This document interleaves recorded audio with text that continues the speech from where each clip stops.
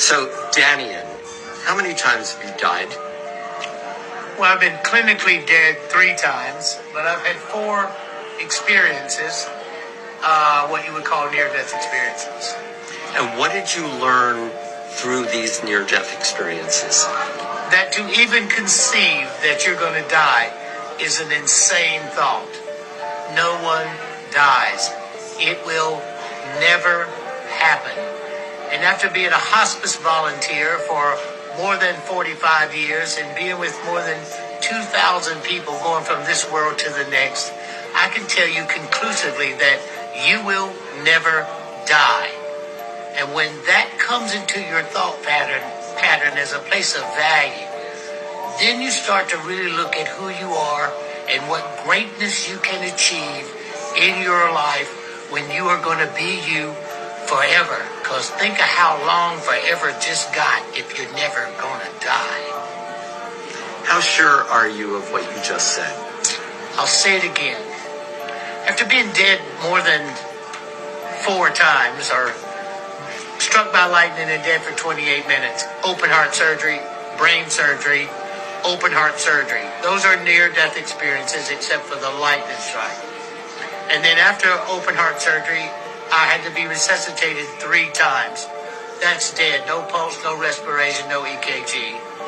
And after dying with thousands of people and studying death for now more than 45 years, unequivocally, without question, you will never die. And why? You are a great, powerful, and mighty spiritual being with dignity, direction, and purpose. So the only thing that can ever possibly go wrong in your life is you let something affect your dignity, which skews your direction and your purpose. And that's where every one of you are who thinks you're going to die. So get over it. So what happens? You're struck by lightning, you die. You have cancer, you die. Whatever happens, you die. Tell us what happens immediately after that moment. Okay? Once again, nobody dies. What happens is your spiritual ethereal self releases from the meat sack. The body. And then you enter a level of consciousness like peeling an onion, taking away those layers and layers and letting go. And then you have relief, no pain. Remember, being struck by lightning, I was paralyzed, and the fire that came through the room burnt my eyes. I couldn't see. I lift out of my paralyzed, on fire, burning body. I had no pain. I could see. I could look what's around me, acclimating. And then down a tunnel to a place of bright, brilliant, beautiful light with a silvery, shimmery essence to it that I can only describe using the word sensual.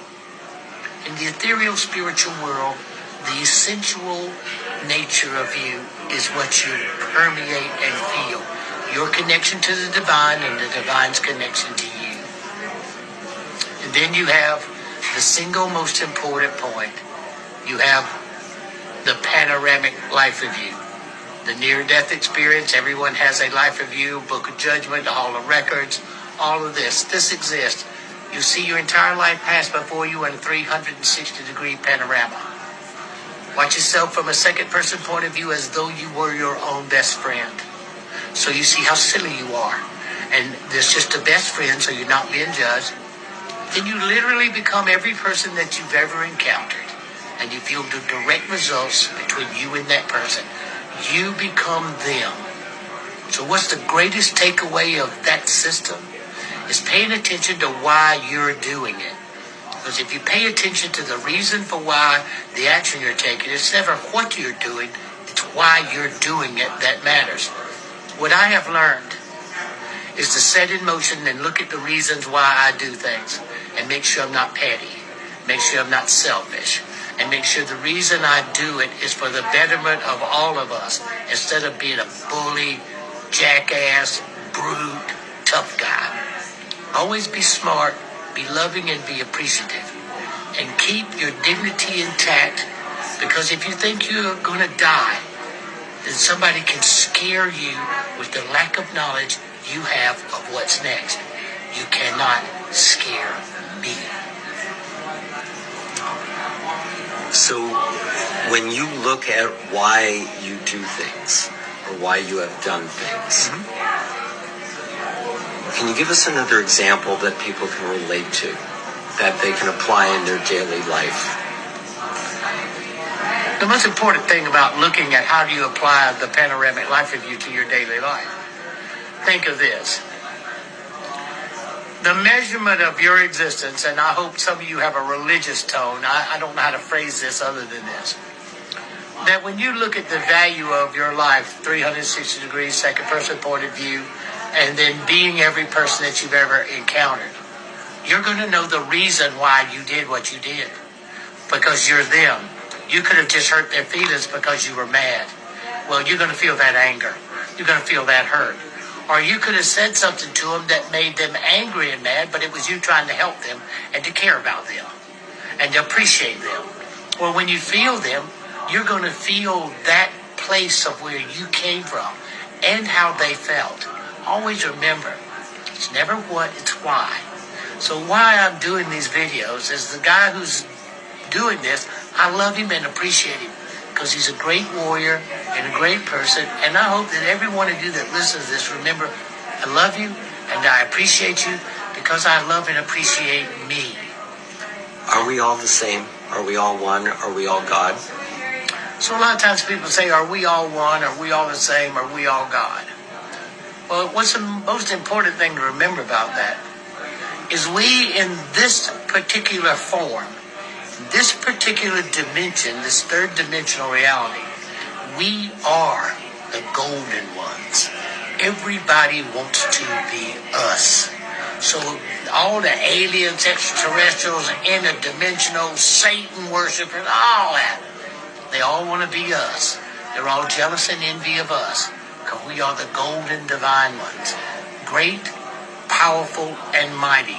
Take time to look those three words up in the dictionary and apply them to who you truly are, a spiritual being with dignity, direction, and purpose. And remember, if you love and appreciate you because who you are, and I just said that, then the nature of being loved and appreciated is an automatic reflection of what I'm telling you to be the truth. Any last words? You're not afraid of dying, are you? Well, any last words? Am I afraid of dying? How can I be afraid of something that never happens? It will never happen. Never. Get over the fear complex. Get over it. It won't work once you take your last breath. And all that stuff you think's going to happen, pay attention to the near-death experience. Don't believe everything you hear people say. And remember, people are describing them in their own unique ways. But take from it